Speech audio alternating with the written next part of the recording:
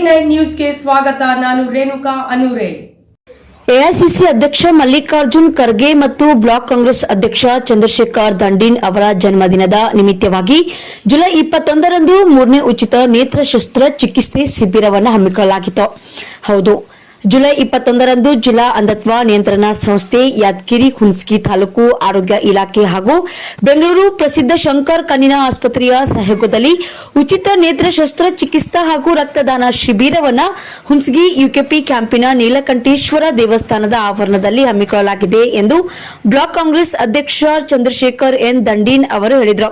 ಅದಂತೆ ಸಂದರ್ಭದಲ್ಲಿ ಹುಣಸಗಿ ಪಟ್ಟಣ ಪಂಚಾಯಿತಿಯ ಸದಸ್ಯರು ಆದಂತಹ ಶ್ರೀ ಸಿದ್ದು ಸಾಹುಕಾರ್, ಮುದ್ಗಲ್ ರಾಚಪ್ಪ ಸಾಹುಕಾರ್, ಪಟ್ಟಣ ಶೆಟ್ಟಿ, ರಮೇಶ್ ವಾಲಿ, ಚಂದ್ರಕುಮಾರ್ ಸಾಹುಕಾರ್, ವಿಠಲ್ ಪವಾರ್, ಗುಂಡು ಅಂಗಡಿ ಸೇರಿದಂತೆ ಇನ್ನಿತರರು ಈ ಸಂದರ್ಭದಲ್ಲಿ ಉಪಸ್ಥಿತರಿದ್ದರು.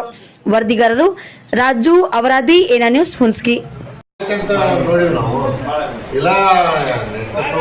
ಹಂಗೆ ಹೋಗಿರ್ತಾರೆ. ಒಂದ್ಸರಿ ಎಲ್ಲ ಹೋಗಿದ್ದೆ ನಾನು. ಹೋದಾಗ ಹಳ್ಳಿ ಒಳಗೆ ಹೋದಾಗ ಅವ ಬಂದ ಹಿಂಗೆ ಬಂದು ನನಗೆ ಆಯ್ತು, ಯಾಕೆ ಅಂತಂದೆ ನಾನು.